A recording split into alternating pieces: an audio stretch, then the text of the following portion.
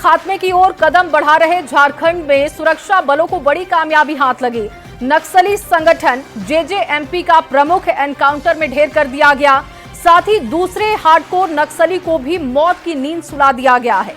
प्रमुख के मारे जाने के बाद जेजेएमपी की कमर टूटनी तय मानी जा रही है। उम्मीद है कि जल्द ही लाल आतंक की काली साया से झारखंड को मुक्ति मिल सकेगी। पूरी खबर आपको इस रिपोर्ट में दिखाएंगे।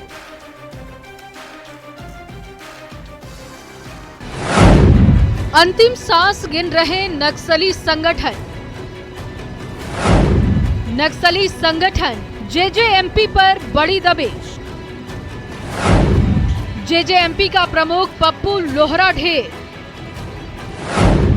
हार्डकोर नक्सली प्रभात गंझू भी मारा गया। जल्द खत्म होगा लाल आतंक का काला साया।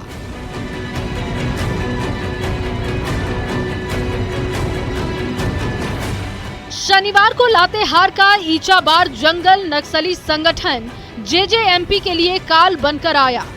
सुरक्षा बलों के साथ हुई मुठभेड़ में जेजेएमपी नक्सली संगठन का प्रमुख पप्पू लोहरा ढेर हो गया है। कई वारदातों में शामिल पप्पू लोहरा पर 10 लाख का इनाम घोषित था। पप्पू लोहरा के साथ दूसरा हार्डकोर नक्सली प्रभात गंझू भी सुरक्षा बलों की गोलियों का शिकार हुआ।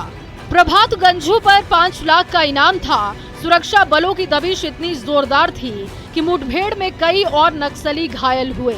नक्सलियों के खिलाफ मिली सफलता पर रक्षा राज्य मंत्री संजय सेठ ने खुशी जताई है।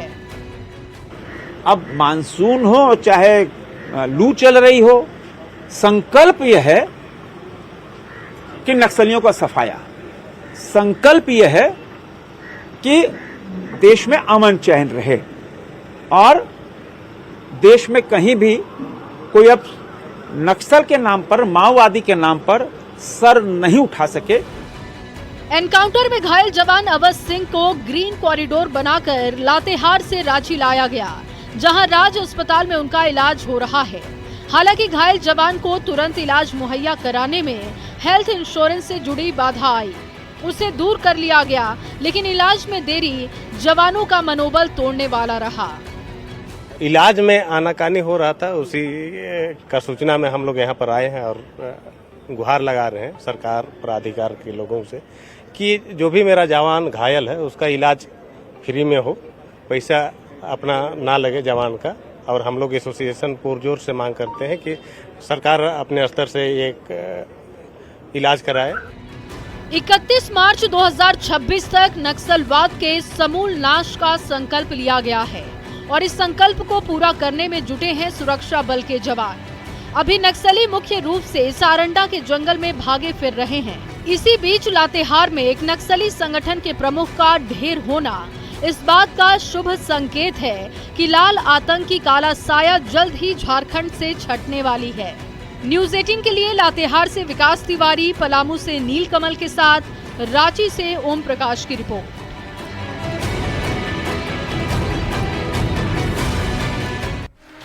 और देखिए, लातेहार मुठभेड़ में घायल जवान का इलाज रांची के राज अस्पताल में चल रहा है। घायल जवान से मुलाकात करने झारखंड के डीजीपी भी पहुंचे और जवान का हालचाल जाना। और हालचाल जानने के लिए वो पहुंचे, उस वक्त की आपको तस्वीरें दिखाएंगे। लेकिन देखिए, जब रांची के राज अस्पताल जवान को पहुंचाया गया, उस वक्त की तस्वीर ये देख रहे हैं आप। और लगातार नक्सलवाद पर प्रहार किया जा रहा है, लेकिन बताया जा रहा है कि अभी भी बहुत काम करना बाकी है।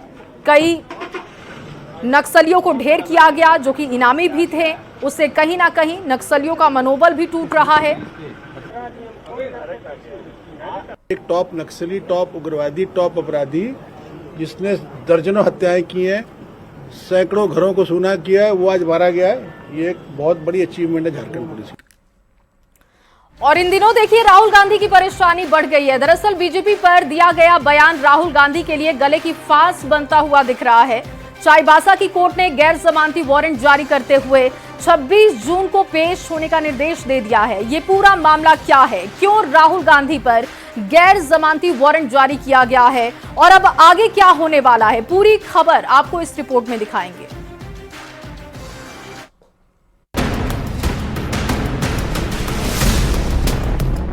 कांग्रेस सांसद राहुल गांधी की मुश्किलें एक बार फिर बढ़ती दिख रही हैं। चाईबासा कोर्ट ने राहुल गांधी के खिलाफ गैर जमानती वारंट जारी किया है और 26 जून को कोर्ट में पेश होने का आदेश भी दिया है। कोर्ट ने व्यक्तिगत पेशी से छूट की उनकी याचिका को खारिज कर दिया।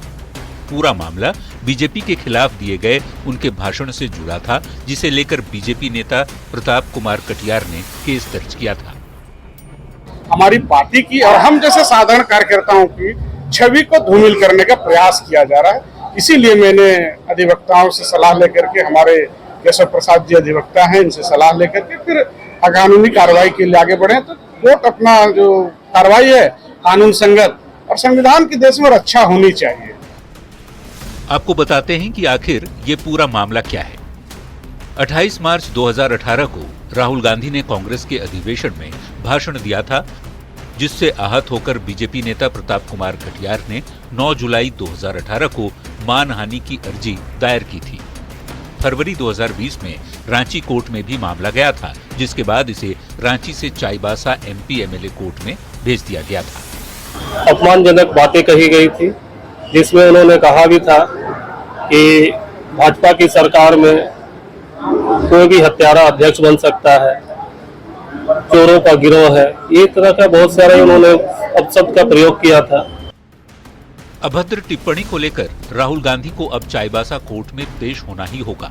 इससे पहले भी सूरत की अदालत ने 23 मार्च 2023 को राहुल गांधी पर मोदी सरनेम केस में 2 साल की सजा सुनाई थी, जिसके बाद उनकी लोकसभा सदस्यता खत्म हो गई थी। लेकिन सुप्रीम कोर्ट की दखल के बाद वायनाड से उनकी सांसदी बहाल हो गई थी। अब कोर्ट के अगले रुख पर सभी की नजर टिकी है। न्यूज़ 18 के लिए चाईबासा से रुपेश प्रधान की रिपोर्ट। फांसी का फंदा और पूरा परिवार खत्म। दिल दहला देने वाली खबर सरायकेला खरसावा से आई है, जहां एक ही दिन में पूरा परिवार तबाह हो गया। परिवार के 4 लोगों ने फांसी लगाकर अपनी जान दे दी है। आखिर क्यों उन्होंने ये कदम उठाया है, आपको इस रिपोर्ट में दिखाते हैं। फांसी का फंदा और परिवार तबाह। पूरे परिवार ने एक साथ खत्म की जिंदगी। एक ही कमरे में फंदे से लटकी 4 जिंदगी।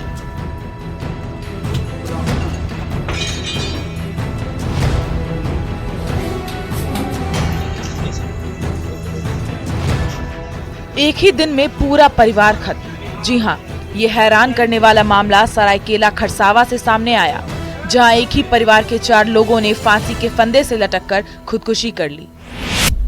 पुलिस के मुताबिक टाटा स्टील के सीनियर मैनेजर कृष्णा कुमार उम्र 40 साल, पत्नी डॉली देवी उम्र 35 साल और 2 बेटियों का शव फंदे पर लटकता मिला। ऐसी आशंका जताई जा रही है कि कैंसर पीड़ित टाटा स्टील के अधिकारी ने पत्नी और 2 बेटियों संग फांसी लगाकर आत्महत्या कर ली। 6-7 बजे से पति जला। इसके बाद हम लोग हो सकता है सो गया होगा। सोने के बाद क्या हुआ कि सवेरे उठे तो सवेरे से भी लेट से, आप भी जानते हैं, सब कुछ जानता है कि लेट से बीमार था, तो इसीलिए हम ज़्यादा उतना ध्यान नहीं दिया। हमको टीएम में जाना था, मेरा मेंटल प्रॉब्लम है, तो वहाँ दवाई हम टीएम में लेने गए थे। तो टीएम से दवाई क्या आए तो फिर नहीं बोला। तो इसके बाद मैंने थाना का इन्फॉर्मेशन किया। तो फिर वहाँ से सर वहाँ को बोले कि ठीक है जाइए, एक तो टाइगर मोबाइल को भेजे, तो उसको आन के फिर उनके सामने मैंने ताला तोड़ा। पुलिस को कमरे से एक सुसाइड नोट भी मिला है, जिसमें ब्लड कैंसर, पारिवारिक कलह और मेरे बाद परिवार का क्या होगा, इन बातों का जिक्र है। थाना के द्वारा संभवतः पता चल जाएगा कि किस कारण से सुसाइड किया गया है। सर बताया जा रहा है कैंसर पीड़ित कुछ था, कोई ऐसा मामला आप लोग की जानकारी में? सर अभी तक ऐसा संज्ञान में पूर्ण ऐसे कोई चीज नहीं आई। इस घटना के बाद पूरे कॉलोनी में सनसनी फैल गई है। फिलहाल पुलिस मामले की जांच कर रही है। जमशेदपुर शहर और सरायकेला शहर में लगातार आत्महत्या की घटनाएं जो बढ़ते जा रही है, वो जिला प्रशासन के लिए एक बड़ी चुनौती बनते जा रही है, क्योंकि लोग जो है मॉडल जमाने में अपने परिवार और रिश्तेदारों से दूरी बनाते हैं और छोटी छोटी बातों पर इस तरह की घटनाओं को अंजाम दे जाते हैं। हालांकि ज़रूरत है लोगों को जागरूक होने की, और इसी तरह इस घटनाओं पर लगाम लग पाएगा। न्यूज़ 18 के लिए जमशेदपुर से आशीष कुमार तिवारी। और चलिए अब आपको नीति आयोग की बैठक को लेकर अपडेट दे देते हैं। प्रधानमंत्री नरेंद्र मोदी ने आज नीति आयोग की 10वीं गवर्निंग काउंसिल की बैठक की अध्यक्षता उन्होंने की और इस दौरान पीएम मोदी ने सभी मुख्यमंत्रियों से बात करते हुए कहा कि अगर केंद्र सरकार और राज्य सरकार मिलकर टीम इंडिया की तरह काम करे तो कोई भी टारगेट असंभव नहीं है। बैठक के बाद सीएम हेमंत सोरेन ने कहा कि नीति आयोग की बैठक में उन्होंने राज्य की डिमांड रखी है। सीएम ने विकसित राज्य के साथ विकसित गांव पर भी जोर दिया और फोकस किया और केंद्र से बकाये का मुद्दा भी जोरदार तरीके से उठाया। हमने अपनी सारी बातें रख दी, हमारी आवश्यकताएं क्या है और ये आवश्यकता और ये सिर्फ डिमांड हमारा नहीं है, ये हम आपसे मांग नहीं कर रहे, ये आवश्यकता है राज्य की। और अगर विकसित भारत की बात हम करते हैं तो उस आवश्यकता को सभी को सबकी आवश्यकताओं को पूरा करना पड़ेगा। सेंटर की तरफ सर पूरा सपोर्ट मिल रहा है?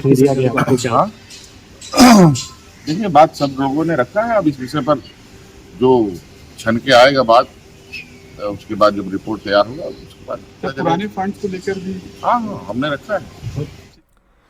और चलिए इसी खबर के साथ